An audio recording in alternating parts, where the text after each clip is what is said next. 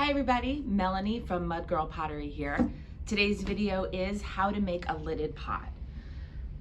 This is actually our final product. This is basically what we call the sexy pot, or a vase/vase or curved cylinder with a lid. I'm going to show you 3 different types of lids today.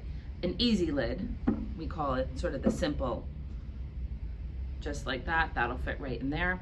You can then apply whatever handle you want to do, a ball, a coil, a person, whatever you feel you want to say with your lidded pot.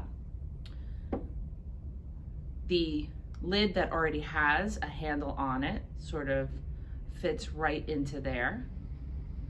And then I consider it the most complicated lid. It's got a flange and it fits into 2 spots, so there's a lot more measurement involved. And this one too, you can put a knob on it to give it some sort of voice. So here we go.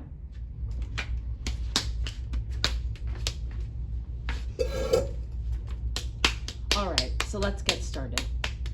Pro tips. This clay that I'm trying out today is a buff clay. I'm finding that some of our white clays are coming out a little soft lately, so I'm trying a different one. But this one is actually a little drier than what I would like. So I always tell everybody never to throw with hot water.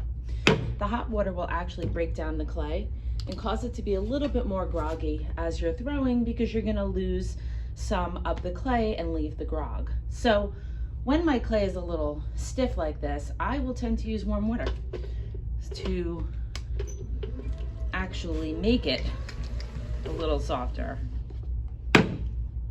Happens to everyone. Again, I'm going to go ahead, I'm going to start to push down with my top hand and in with my left hand. I'm using a square bat. I like them better from when I'm mass producing because I can fit more of them on a wear board and they're much easier to clean. It does take a little bit of practice to get used to using them, especially when you're coning up. Often when we cone up, we tend to pull up instead of push towards the center.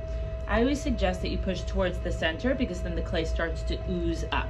If you pull up, you'll tend to rip the whole bat off of the wheel. When you have that little bit of a ticking, sometimes it's a little looser than you'd prefer it to be. So I'll go ahead and put some really dry clay in the holes. I'll take some of my crispy stuff and I will jam it into the bat pins. So why am I not using wet clay? Well, the wet clay is flexible. The dry clay is going to give you a little bit of time before it gets too wet and becomes flexible. So it's almost like putting a boulder somewhere as compared to some putty. So you can hear that the ticking stopped. My clay is getting a little softer. It's just causing a little bit of sweat trying to center this harder ball of clay.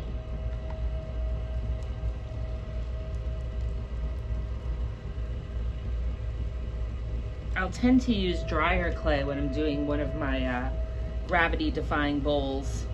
This way I don't have to heat gun it as much. Bowls in general. All right, so lidded pot. So a lidded pot can be any shape you want it to be. What we're aiming for at all times is a thicker lip.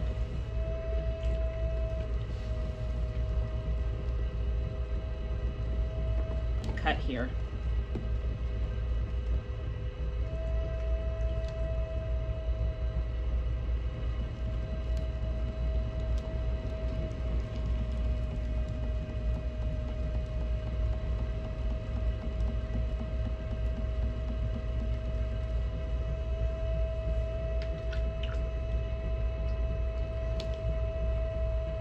Okay, restart. So what I'm actually going to aim for is a little bit of a rounded moon jar, but I'm going to make my lip very thick so that I can split it up. So again, I leave my elbows down on my body. I'm going to take 2 thumbs. I'm going to push down. Now the minute my fingers start to get dry, I'm going to slowly take my hand off and add some water. When you're driving the clay down with your thumbs, the wetter, the better, especially with this sort of dry clay. At this point, I want to decide whether I want a foot on here or not. And I actually don't. So I'm gonna go down far enough, but not too far where when I put my wire across the bottom, it doesn't take off too much. So that's about a 1/2 inch. I'm kind of good with that. So now I want to decide what I want the bottom of my pot to look like at the end. And I'm looking for about 2.5 to 3 inches wide. Again, I'm going to compress my floor with my damp sponge. I want it to be damp, not wet, because I'm trying to absorb the moisture. Okay. So now, in the end, I want my lid to be narrow, not wide. So with my first pull, I'm actually going to do a little bit of a claw. And I'm going to push with the palm of my right hand the clay towards the middle. So what I've actually done is I've sort of just scooped it and gradually told it that it's going to be narrow near the end of its life, or the beginning of its life, depending on what you consider the beginning of the life of your pot. So now I've slowed my wheel down. I'm going to start to scoop up from the bottom, and I'm going to start to pull up. Again, with these square bats, you want to be a little careful with your pull to make sure you're not yanking up your bat off of the wheel. There's a definite learning curve to the square bat. As I start to pull, notice my hands are attached. I'm not ignoring the lip of my pot, but I'm putting a lot less pressure. Remember, with all pots, you want to get those walls to be your desired thinness or thickness before you shape it. I am struggling a little with this bat. That's okay. Notice I'm insinuating that it's going to be a little bit of a moon jar, but I'm not quite making it as round as it's going to end up to be just yet. But notice that I am going this way. I don't want my hand to go straight out because I don't want this to be wide. Once your clay comes out here, it can never go back in there.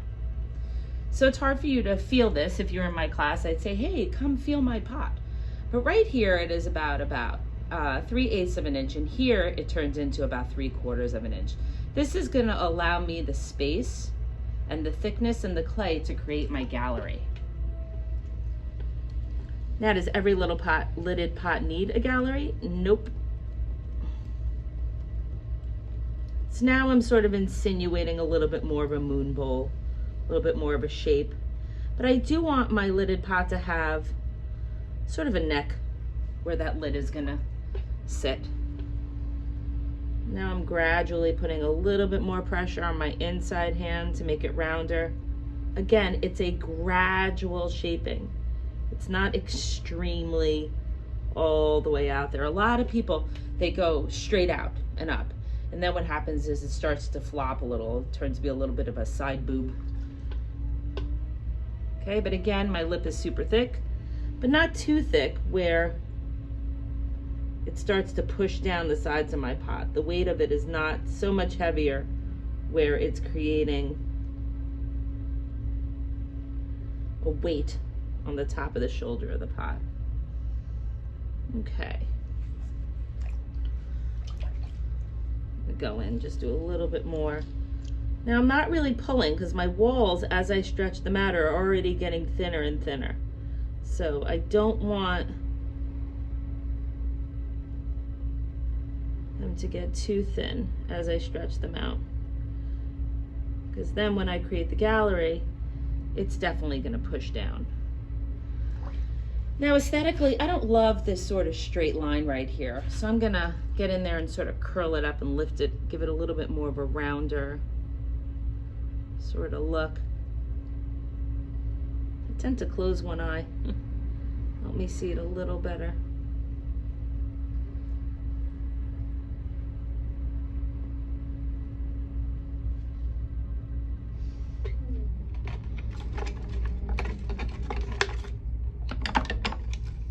I'm gonna take out my sort of secret weapon here to make this a little bit of a smoother transition. This is just a steel metal rib that comes in your basic tool set. So you go and you order just your basic 7 tools. It usually comes with this, and people are always like, I'm not sure what to do with it. I like to use it and curve it. And what I'm gonna do is I'm actually gonna smooth out this transition. See, it's a little bumpy there. I'm gonna curve this like this, stick my hand on the inside, and I would push it up against it. And you'll see it over there, how it starts to sort of, gives it a little bit more of a flowy transition. A little bit better than what your fingers can do. Now on the YouTube, you'll see a lot of people use a wooden rib. I like this better because I can bend it and decide whether I want to use a 1/2 inch of it, 1 inch of it, 2 inches of it. I can even use this to sort of help my neck out here by actually just giving it the shape that I want it to be. But as you can see, it gave it a little bit of a smoother transition that my fingers were unable to do because they're my fingers. So now I'm going to go ahead and I'm going to get the water out of the inside carefully. My wheel's going at about 40% the speed of what the wheel can actually do. I'm going to get the water out so I don't get any cracks at the very end of this firing process. And now it's time for me to create my gallery. Now,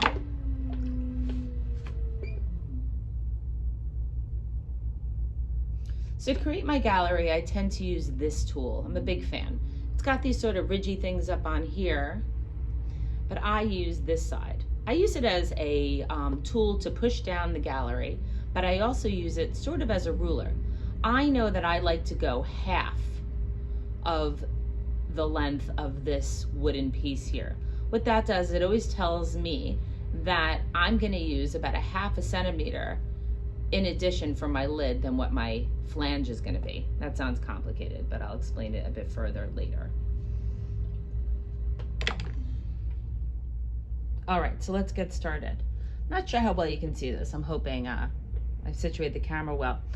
So I'm gonna go ahead, I'm gonna curl my finger underneath. This is going to support the clay that I'm going to be pushing down with my tool. So by doing this, I'm gonna have my wheel go relatively quick, because again, it's like a jackhammer. I'm gonna drive some clay down, putting my finger underneath, and I'm gonna choose my spot. And again, I choose half of the length of this wood tool. And I'm gonna pick a spot, wheel going relatively fast, and I'm gonna start to drive that clay down. And what my other hand is doing is supporting what I'm pushing down. And my hands are attached to each other, braced onto my legs, attached here, elbows down, my left elbow is close to my body, my right elbow is on my thigh, and I'm just supporting myself and I'm pushing straight down. Now what I've done is over here is a little pointy. So I am going to grab onto that loosely and take my right finger and push up against that part that's sticking out. That's gonna make it a little thicker. I'm gonna compress this as well. Clean it up a little bit with a sponge or a chamois, whatever you have handy. Okay. Now, a couple of things that are really important about your gallery. The depth of your gallery. So your gallery has to be deep enough for your lid to safely sit inside. Let's say this was going to be a teapot. If I was to tilt it over and my lid is not all the way in there, it will fall off. You also don't want it too thin because now you're making a lid that is super thin. And that's really hard when you go to try and wire that lid off of the pot. The other thing you want to make sure is that the angle in here is a right angle. A couple of reasons. The glaze may fill in that space and pool, and now that right angle becomes a little rounded. And now you have to have that lid fit that rounded spot. If you're too rounded and the glaze fills it up, you're gonna have nowhere to have your lid sit inside. So that's also a choice you're gonna have to decide. Are you going to glaze your gallery or are you going to leave it raw? Okay, so now I've got myself my gallery. Now, a lot of people at this point will use a gauge to measure the width from here to here. I am a big fan of the ruler. I think that the ruler is a lot more accurate for my klutziness. A gauge tends to move if I don't tighten it. I tend to stab the side of my pot with it. So I'm a big fan of numbers. And I'm also a big fan of centimeters when it comes to measuring for my lid. It's a little bit of a smaller increment. So I'm gonna stop my wheel and I'm gonna measure from here to here, and that's gonna be the outside. 9 centimeters, and I'll even write it right on my bat. I also wanna know what the inside is from here to here. 7.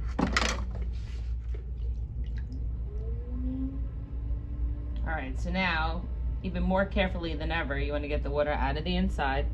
I'm gonna have to go ahead and correct that flange again, the gallery. We do have a sponge on a stick, that's a thing. Always handy to have.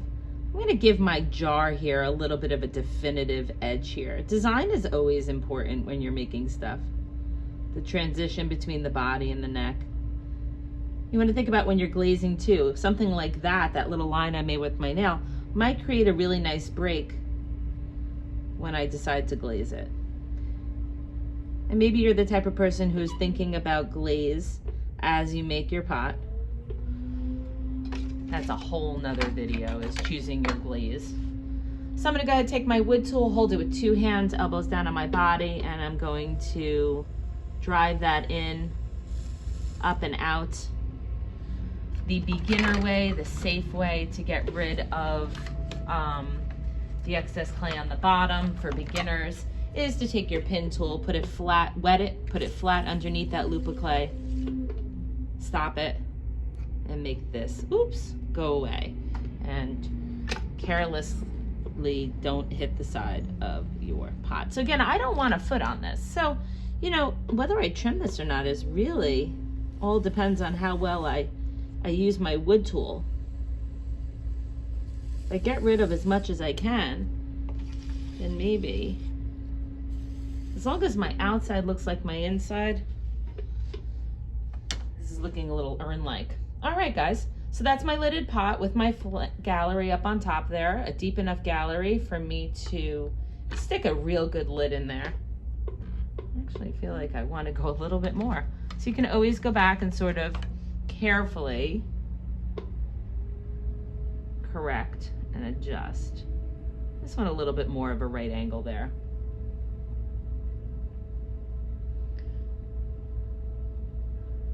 I'll go back and remeasure a little, make sure I didn't just mess that up. Oh, see, so now I'm at 9.5 and 7. All right, so I'm gonna go ahead and move that to the side. Now keep in mind, when you're putting your pot to the side, be very careful. Depending on how wet your pot is, if you go ahead and put it to the side, now you've got a little bit of a slant. So you want to place it down gently. Don't slam it down. Don't put it bat on top of bat. And that's why the square bats are better, because you can put them next to each other without stacking them on top of each other. When you stack it on top, the gravity is going to slowly move your pot. And that's going to create your top to be a little bit more of an oval.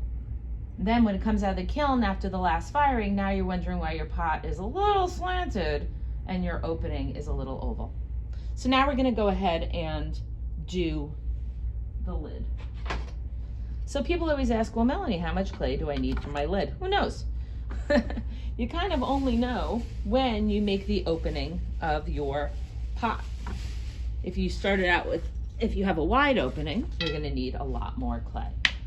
So rule of thumb for me is, depending on what type of lid I'm gonna make, and I'm basically going to make two different types of lids for you. I kind of make a ball of clay that is about the width, a little bit less. So we're gonna take that off. I'm gonna do a little quick wedge of that piece of clay. Okay, so that definitely is gonna be wide enough when I squish it down. I also want it to be thick enough. Most important thing when you're making a lid is your wire tool. Your wire tool is gonna take about 1/8 of an inch off the bottom. So we don't want it too thin. So our first lid is pretty basic. You don't need a lot of clay for it. The hardest part about a lid is centering the clay. So basically just want to lock yourself into one position and you just want to push in and down. Don't do this.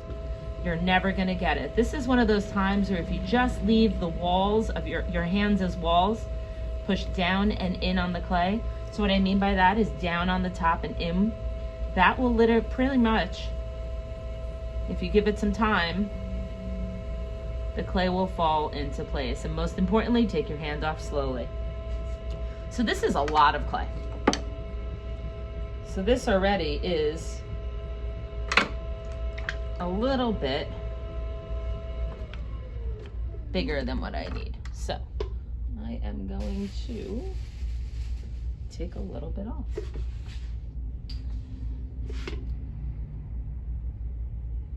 Just that much right there. Move that to the side. Okay, now for this first lid, easy peasy lid. Hardest part again, centering that small piece of clay. I'm basically gonna make a disc of clay. So right now this is about 8.5 centimeters. I need it to be 9. Just gonna squish it down a little bit. Again, remember the height of your gallery will help you decide how high that needs to be.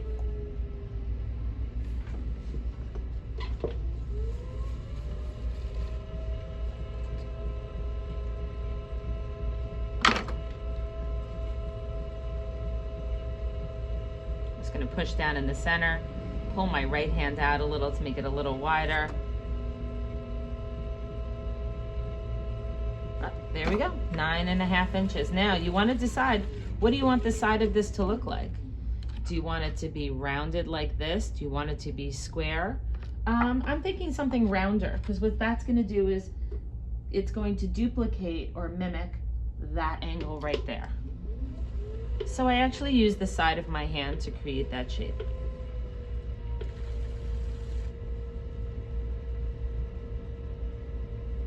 Now, let's say you throw it off a little bit and you've got some extra clay to deal with.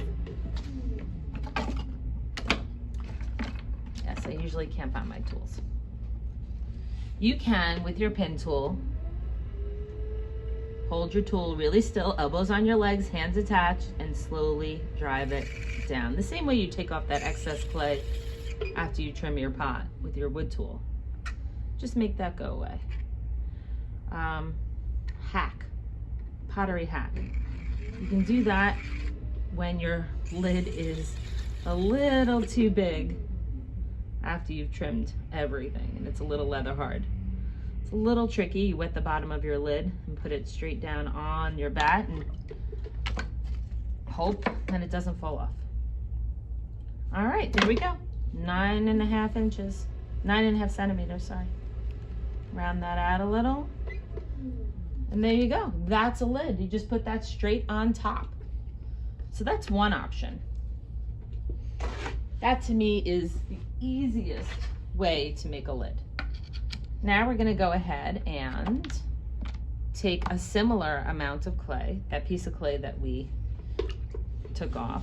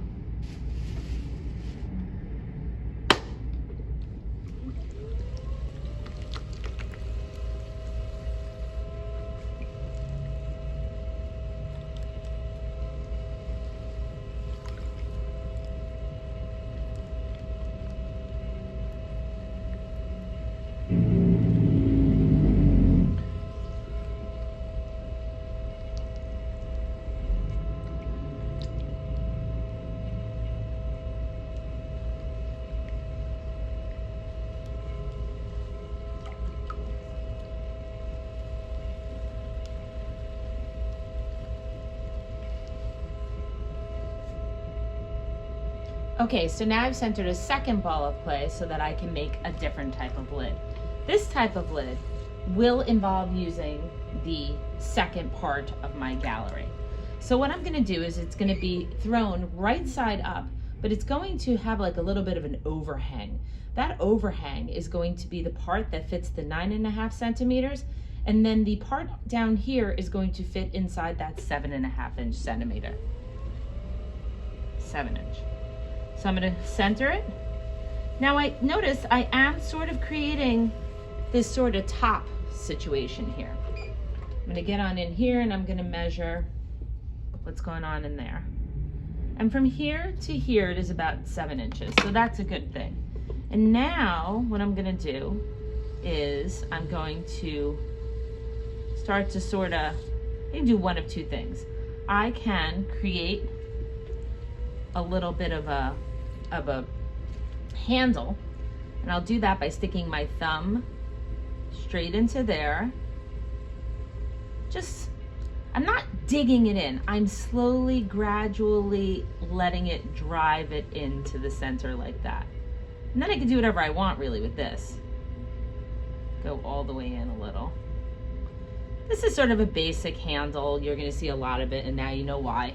You can make it in one step. I am someone who likes to add my handle to the top, so I don't usually do these sort of handle in pot or knob in pot sort of lids. But if you want to do it in one step, this works out pretty well. So I just sort of drove my thumb into here, and I decided that I want this open here. If I wanted to, I can close it, make it sort of a little bit of more of a knob. But what's important about this is that you make sure this is deep enough. Again, the glaze is going to pool inside of there, and if it pools too thick, when you go to lift it up, it's going to slip through your fingers. So you always want an over-exaggerated overhang. And that also goes for if you are going to add a handle to your pot as well. You always want to make sure. A lot of people will put a ball on the top or a little cube, and then they don't make this deep enough, and the glaze will make it harder. So now what I want to do is I want this to be from here to here, the same width. So right now we are at 8.5. So I'm just going to pull this out a little bit here. I'm going to sort of go horizontal, but not quite. I'm still going up. Remember, you never want to go at a direct right angle, perpendicular to or parallel to the back, because then the gravity is just going to pull it down once it goes past that angle. So that's 9.5. Okay, I want to make sure that that's going to fit inside there, and that's going to fit inside the inside. So this is going to fit inside the 7.5 inch, and then this is going to fit inside the 9.5 centimeter. Sorry, I keep saying inches. I'm going to take off as much as I can because I don't really want to have to trim much of this.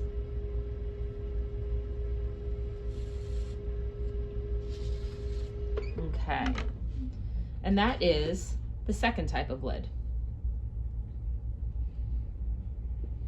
Okay, now the slightly more complicated lid.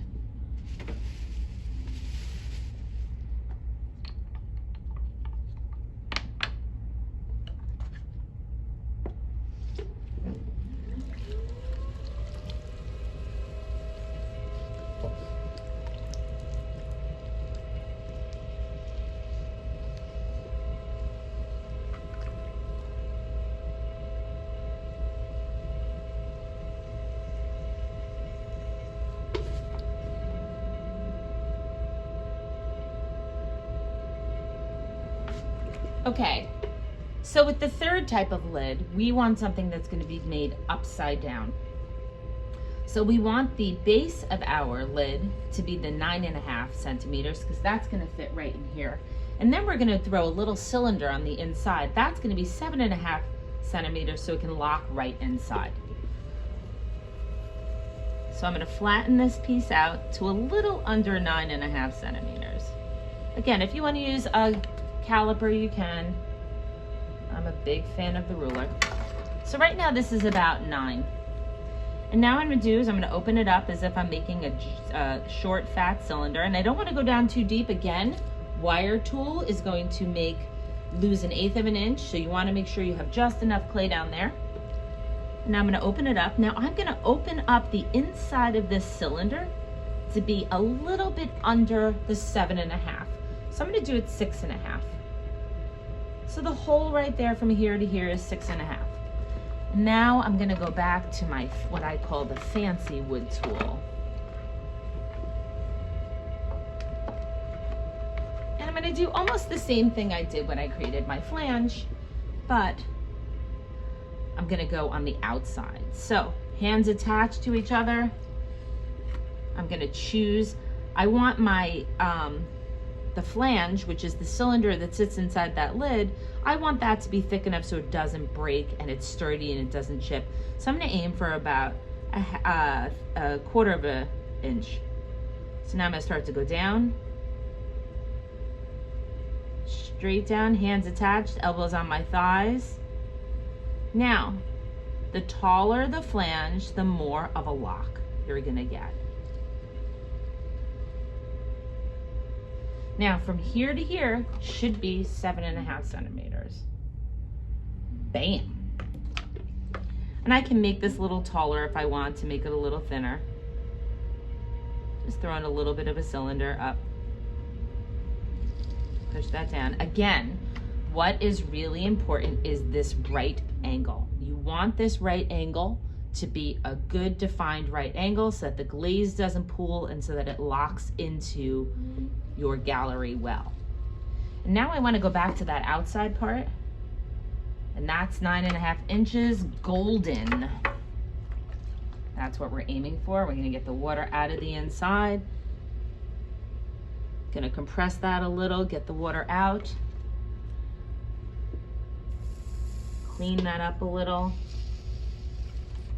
And there I have the lid.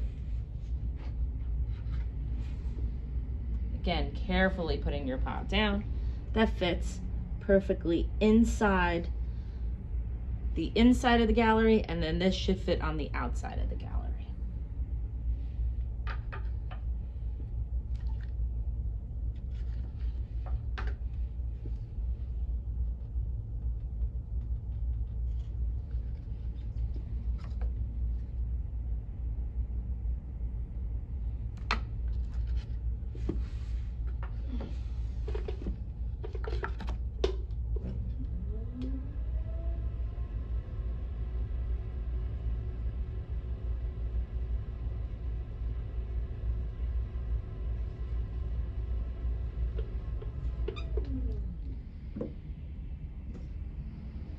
So there it is, there's our lidded pot with 3 different types of lids.